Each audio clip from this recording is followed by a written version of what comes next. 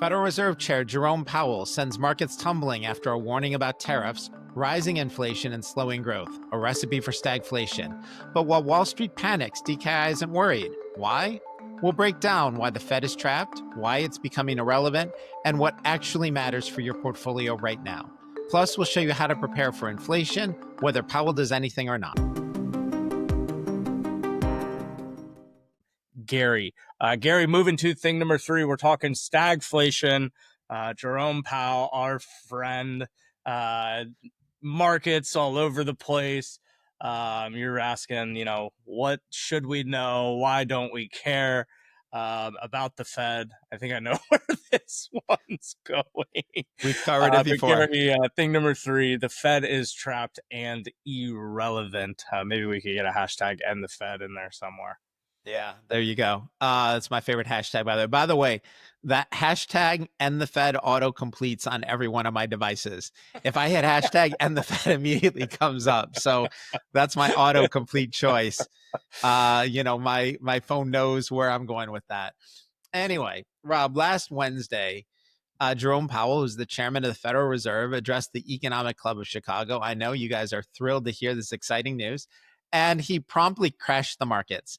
So Powell talked about new tariffs, reducing economic growth, increasing inflation, and that's the recipe for stagflation, and it would put the Fed in a bind. So typically, the Federal Reserve responds to higher inflation by raising the Fed funds rate. And what that does is that pulls money out of the economy. It makes the cost of borrowing more expensive, and so fewer new projects get started. It slows the economy, and you end up with lower inflation typically.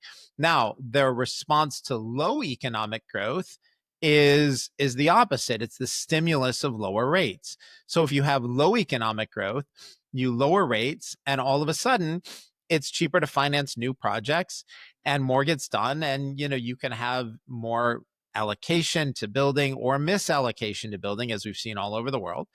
But the problem with stagflation is it means that no matter what the Federal Reserve does, they're going to make one problem worse, right? If you raise rates, you're going to kill growth.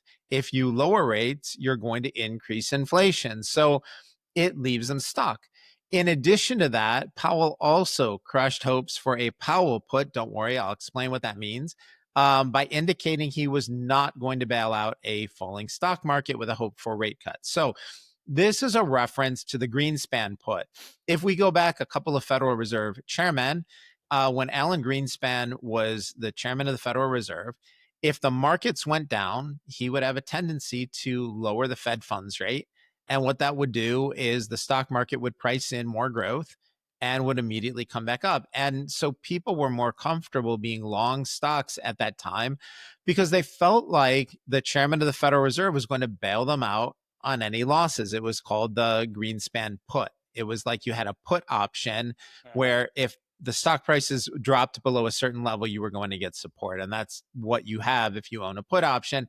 Well, Powell made it crystal clear there's no Powell put, and he was going to let markets go down. The markets didn't like that. And, we've seen what's happened over the last few days. Now, even though Powell, was very negative on President Trump's policies and on the economy, President Trump, of course, took it in stride. And he had a lot to say. We'll get to that later in this episode.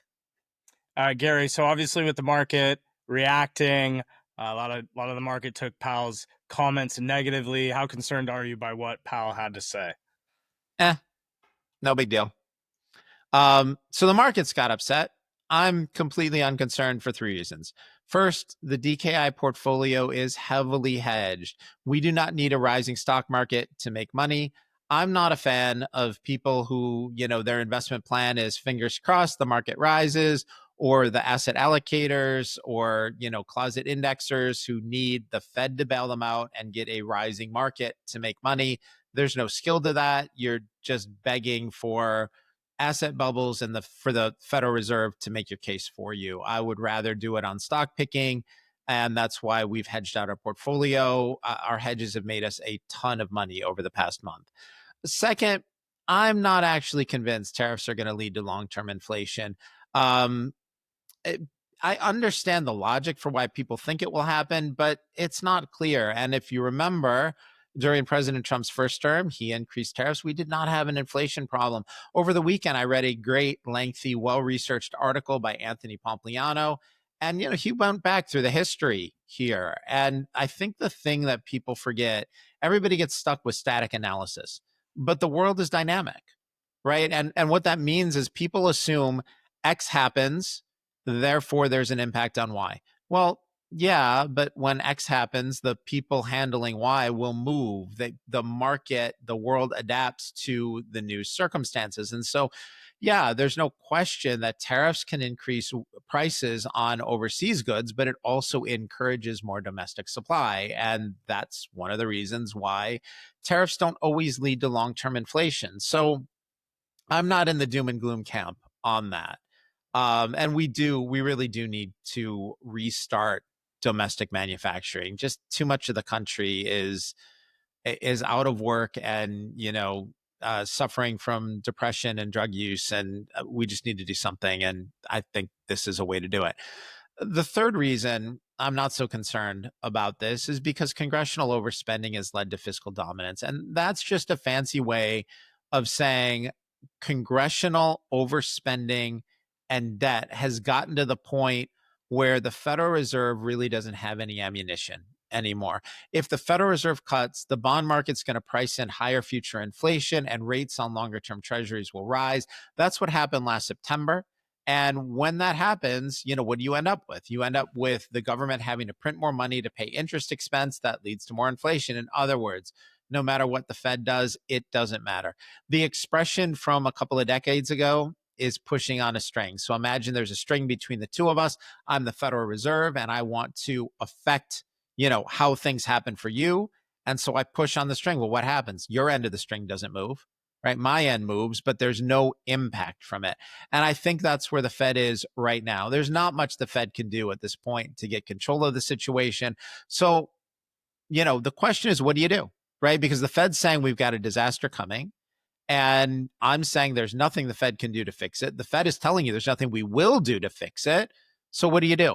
The answer is to hedge for, a popping of the bubble and to prepare your portfolio for more inflation. That's what I do all day, every day, right? We are focused, I think, in the right place on this one.